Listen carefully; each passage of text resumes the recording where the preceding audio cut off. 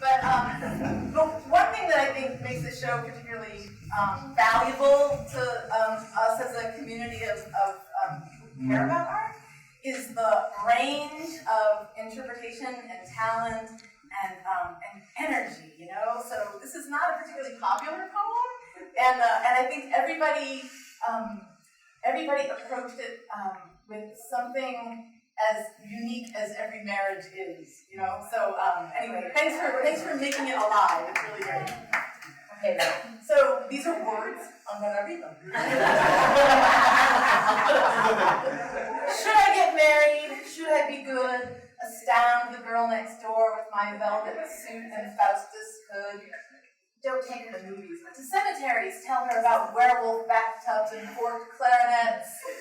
Then desire her and kiss her and all the preliminaries. And she going just so far, and I understanding why, not getting angry, saying, you must feel, it's beautiful to feel. Instead, take her in my arms, lean against an old crooked tombstone, and woo her the entire night, the constellations in the sky.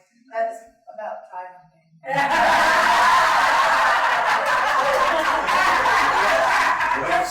Where's that art? I went to University of Art School.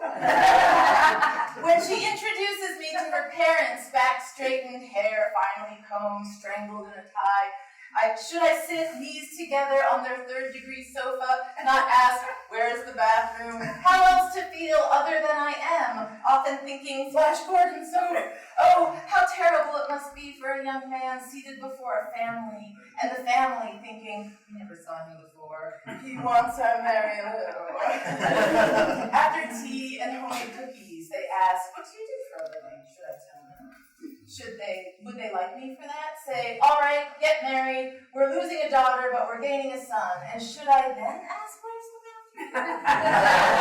Oh God, and the wedding, all her family and her friends, and only a handful of mine, all scroungy and bearded, just waiting to get at the drinks and food. And the priest, he looking at me as if I masturbated, asking me, do you take this woman for your lawful wedded wife? And I, trembling, what to say, pie glue. I kiss the bride, all those corny men slapping me on the back. She's all yours, boy. And in their eyes you can see some obscene honeymoon going on. Then all that absurd rice and clanky cans and shoes, Niagara Falls, hordes of us, husbands, wives, flowers, chocolates. By the way. All streaming into cozy hotels, all going to do the same thing tonight. I almost said in different ways. The indifferent clerk.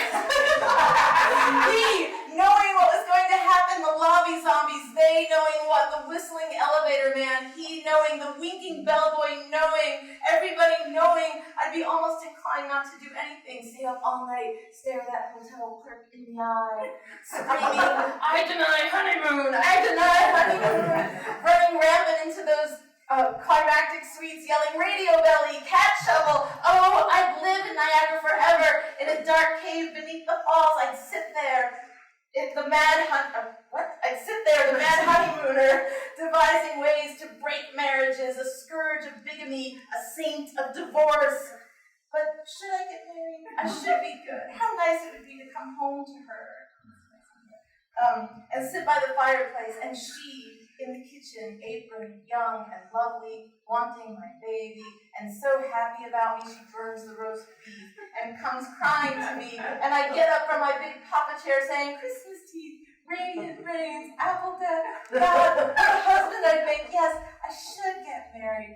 So much to do, like sneaking into Mr. Jones's house late at night and cover his golf clubs with 1920 Norwegian books, like hanging a picture of him bow on the lawnmower and pasting Tanutuva postage stamps all over the picket fence. Like when Mrs. Kindhead comes to collect for the community chest, grab her and tell her there are unfavorable omens in the sky. And when the mayor comes to get my vote, tell him, when are you going to stop people killing whales?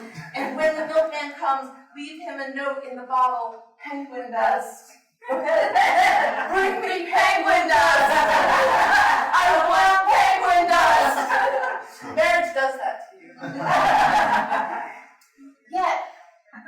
should get married. It's Connecticut and snow, and she gives birth to a child, and I am sleepless, worn, up for days, head bowed against a quiet window, the past behind me, finding myself in the most common situations, a trembling man, knowledge with responsibility, not twig smear, not Roman coin soup. Oh, what would that be like? Surely I'd give it for a nibble, a rubber tacitus. That's a word I should have looked up. No.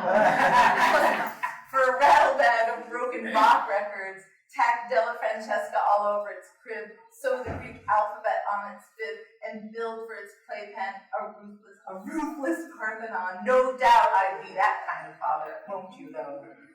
Not rural, not snow, not quiet window, but hot, smelly New York, 7 flights up, roaches and rats in the walls, fat Reiki wife screeching over potatoes, get a job! And 5 noses running, rats in love with Batman, all the neighbors all toothless and dry-haired like those hag masses of the 18th century, all wanting to come in and watch TV. The landlord wants his rent. Grocery store, Blue Cross, and gas nights, good board, electric nights of Columbus. Impossible to lie back and dream telephone, snow, ghost parking. No, I should not get married, and I should never get married. But imagine if I were to marry a beautiful, sophisticated woman, tall and pale. Wearing an elegant black dress and long black gloves, holding a cigarette holder in one hand and a highball in the other, and we lived together high up a penthouse with a huge window from which we could see all of New York and even farther on clearer days.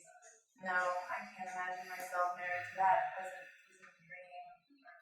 Oh, but what about love? I forgot about love. Not that I'm incapable of love, it's just that I see love as odd as wearing shoes. I never wanted to marry a girl who was like my mother, and Ingrid Bergman is always impossible. And there may be a girl, but she's already married, and I don't like men, and there's got to be somebody.